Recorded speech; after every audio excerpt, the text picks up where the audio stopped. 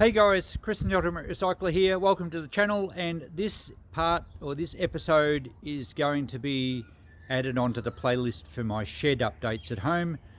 This is a follow-on episode kind of from the playlist on the Great Cleanup, where we had 51 episodes of cleaning up my shop and backyard before settlement date because I had to leave there. My business has now moved in with Christine's, and I'll show you that shortly. But this episode, well, this video, I'll tack onto the shed update playlist because I'm going to show you what my shed looks like at home now, and all the other disaster areas while we're at it. Because we were under a lot of pressure to move things quickly, I was organising and sorting at the start, but by the end, as any of you would know, when you're moving and you have a deadline, things just get dumped everywhere. And I know for the next 6 months, 12 months, I'm going to be asking Christine, have you seen such and such, or I don't know where to find this, and she'll probably be asking me the same thing. So we're going to be in a bit of chaos for a while, but come for a walk with me. I'll show you what my shed looks like at home and the carport right behind me. And then just before we finish this video up, we'll go back to the shop and I'll show you the storerooms there too, just to show you the kind of chaos we're going to have to deal with. Right, so Kristen and I never wanted shop stock to come home. Obviously, this is extreme circumstances where we had to move everything quickly. This is our carport. You can see clearly that we cannot get a car in here. We're lucky to get a wheelbarrow down the side. Most of this will be processed as soon as I can. I would probably deem this area to be the most important. And right up the front, of course, we have some old paint and chemicals that I need to dispose of responsibly.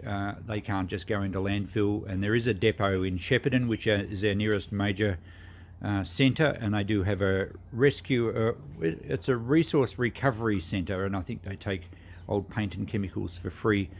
There's a little bit of e-waste here in these tubs, and I've got some more stacked on the back deck you'll see shortly, which we will be doing a trip down to e-waste bin in Melbourne soon and cash in some of that.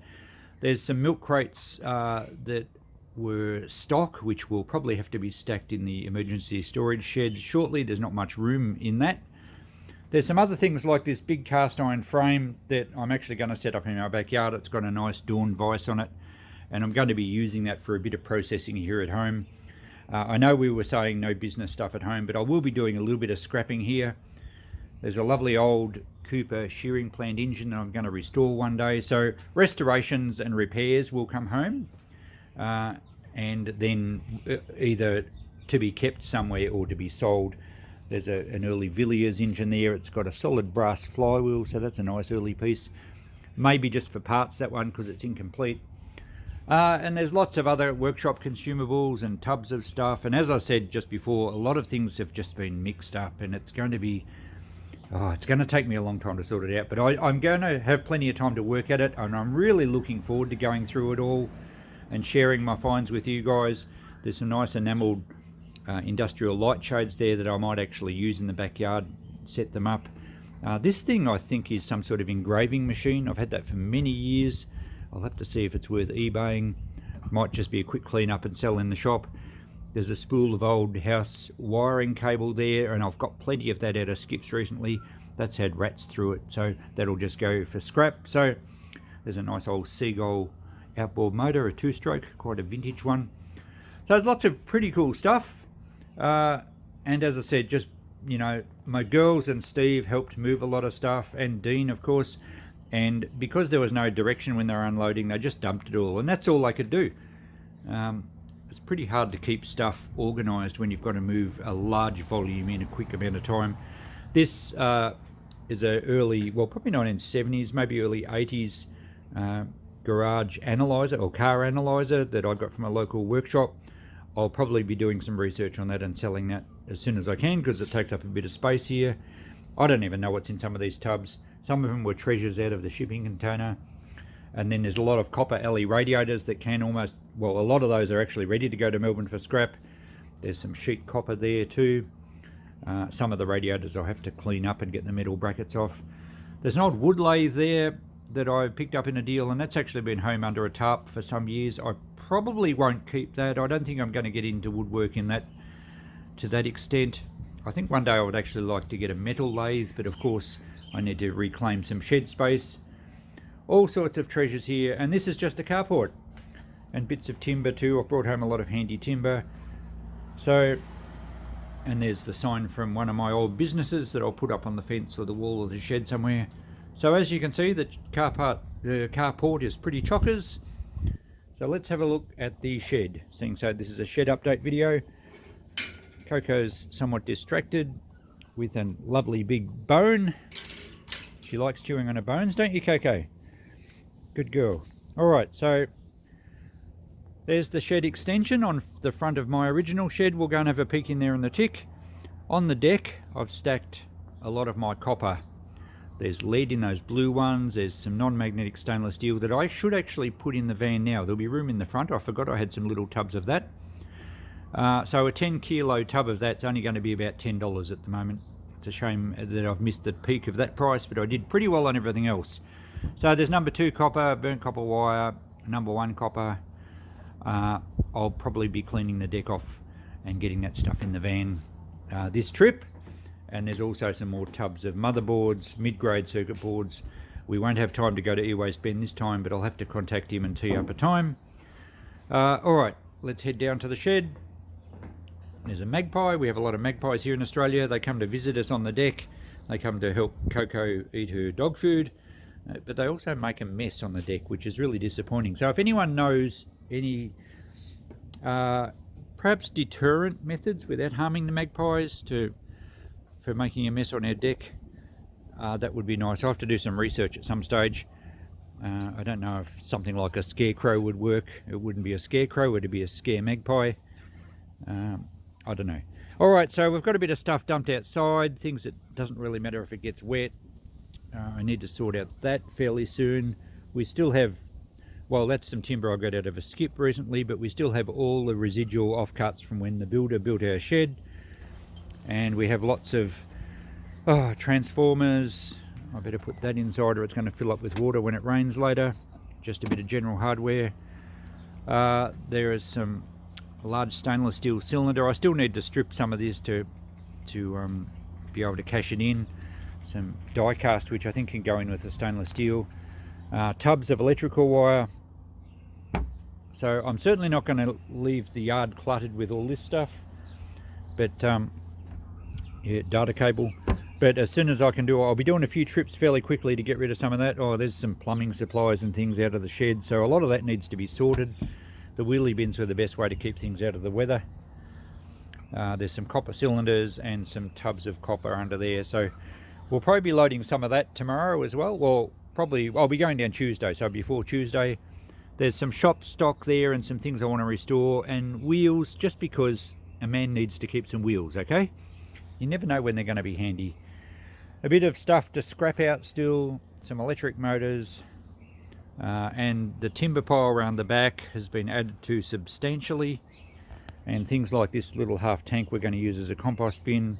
So a lot of building materials I didn't want to let go for next to nothing, and I'm going to need some shelving in the shed, so it's all been dumped around here and it looks terribly messy. There's also quite a lot of copper pipe here. I still have to get some brass fittings off. So there's a fair bit of copper there as well. That won't be going this trip, but we'll get to it. A few lawnmowers and CRT TVs to scrap out. So the yard has certainly increased its quantity of clutter. There were some things that I had stored here that I've had to, basically they're sitting in the garden in amongst the citrus trees. That's the Howard rotary hoe that I want to get going one day. There's a nice old Briggs & Stratton engine under that tub. I brought home a lot of glass and mirrors because we're going to frame some things down the track. And this is the frame of the workbench that was in my workshop at the shop. It's quite a good solid frame, and I've got plenty of timber just to make a top over it. More mirrors and glassware, and a fair bit of tin or corrugated iron roofing, and of course that nice Victorian street lamp. So I've got enough projects to last me at least 4 or 5 lifetimes, but I plan to do most of it, so maybe this one lifetime will have to be a long one. I certainly hope so. Right, into the shed update. We have a pile of firewood there because I do have a wood heater in my shed, and a lot of that I didn't want to give all of it to my firewood guy at the shop. That little laneway there was built really just to store some building materials, and of course it's now a narrow goat track. In fact, only the thinnest of goats would fit through there. The emergency storage shed. It's storing emergency, well, it's, yeah, doing its job. What can I say? Packed to the roof, almost to the front door. Everything just got jumbled up a bit at the end. The kids were a great help and they were really good. I think they've inherited my Tetris skills. There's not too many empty spaces in there, and it's going to be, oh look, it's a shambles. I'm basically just, and I'll probably do a video on a box and say, all right, today we're going to do this box. What's in it? How are we going to process it? Where's the value? What's scrap? What's sellable through the shop? And we might just make a whole series of videos like that. They might be fairly quick ones, but I think you guys will hopefully find it interesting. And it is about recycling, because a lot of people would have dumped this stuff in a skip if they had to clean up like I did. And I didn't mention in my final episode, well, I think I did in the description, but out of all my entire yard, I only did one ute and trailer load to landfill. Pretty proud of that, actually. Here's my main shed. Now, it is cluttered up a lot more probably since you last have seen it. There is a little track in here, but that's about all we've got. I've just turned the lights on so you can see. There's stuff left over here from previous deals, even before I knew my shop was going to be sold. I still haven't set up a lot of equipment that I've acquired. I have various grinders and buffing reels, and none of them are actually operational yet. I'm really looking forward to coming in here, having a few days a week, and maybe some of the evenings when I get my energy back, lighting the wood heater and just spending some quality time in the shed getting organised. But as you can see, there is stuff piled everywhere. I have half-finished projects all over the place. Those bicycle wheels, I did start oh, there's the frame. I did start a restoration on a 70s or 80s Malvern Star bicycle. The videos are up on my channel, but I'll have to get back and finish that. I've also got other projects here. I bought that sandblasting cabinet. I've only used it once. I bought a nice air compressor there that I did a unboxing and review on, which is, you know, I haven't got back to it because major spanners got thrown in my works, as you can understand. So I'm looking forward to getting back into here. There's also a Makita belt sander that I started doing a project on. I don't think I've actually put part one of it up, but I have started videoing it. And I spent some money, a bit of money actually, buying a new roller for it, because they're quite expensive items to buy even second hand.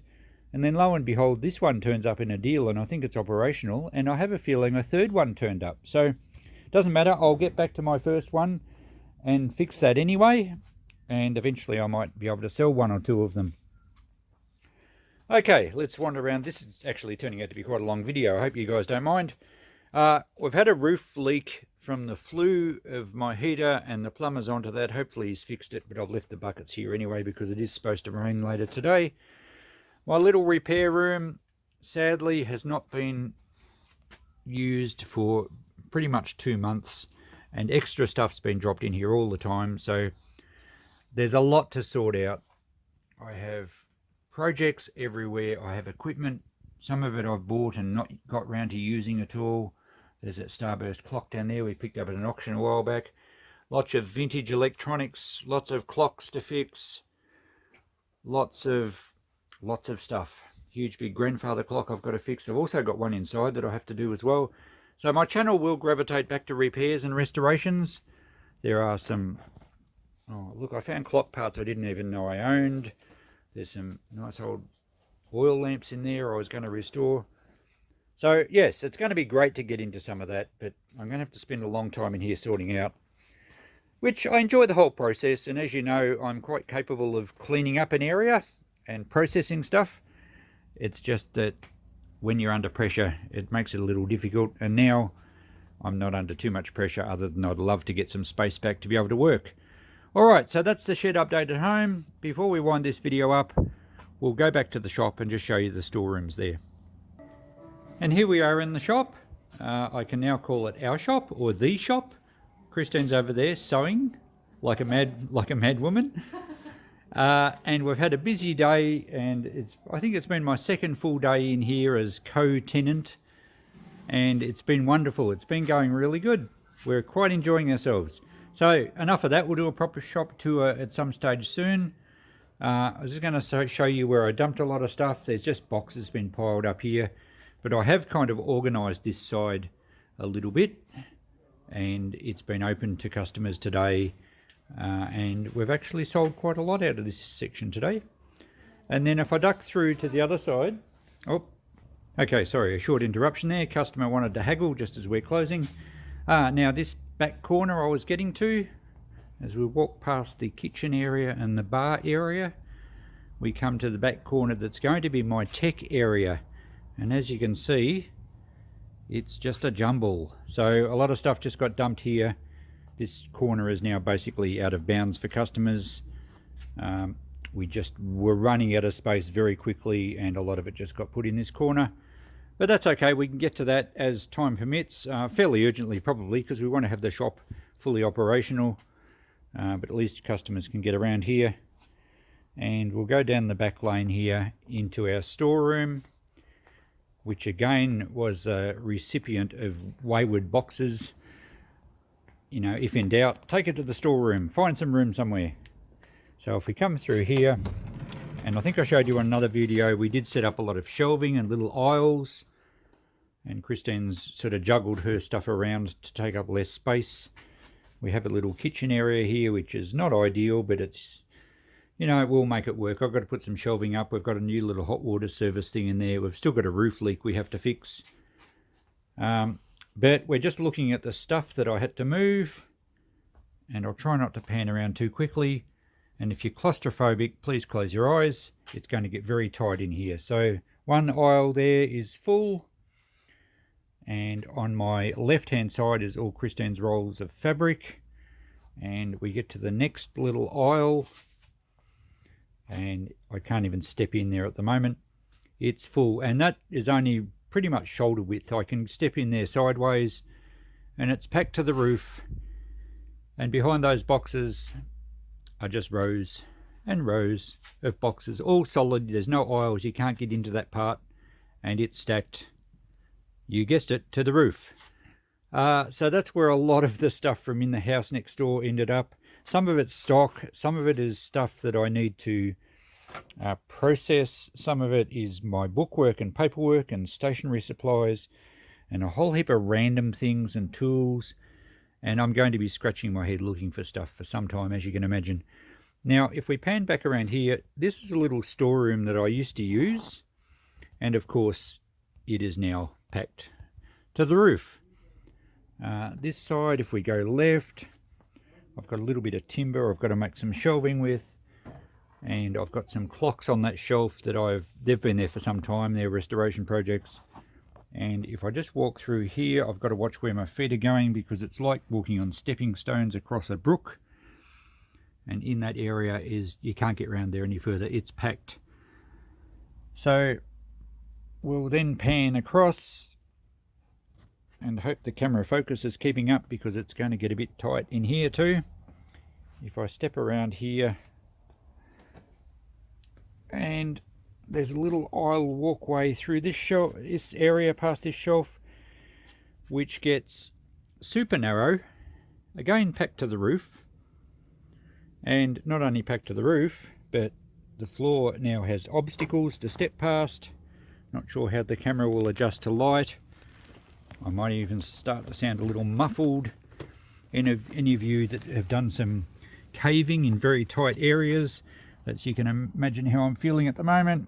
If I sneak past this cupboard, I have to walk sideways, and that's the other aisle back to the other side. So we have a lot of stuff in here. Okay, I'll stop filming this bit so that I can walk out without bumping the camera, and we'll just do a bit of a conclusion to this video. So guys, that will conclude today's video. Basically, it's a current look at all the scary spots. Now, clearly there's no pressure, or at least not the pressure that we used to have to sort them all out. There is some moral and ethical pressure so that our house doesn't look like a tip, and so that the shop is fully functional, and gradually we'll get the storeroom more organised, and you'll see the developments as it goes down the track. I will do a shop walk around at some stage when we get a little bit more organised, And the next video will probably be a scrap run to Melbourne. That will be on the Tuesday, unless I think of something else interesting to squeeze in the meantime. I hope you're enjoying the channel still. Thanks for watching, guys. We'll see you in the next one. Bye for now.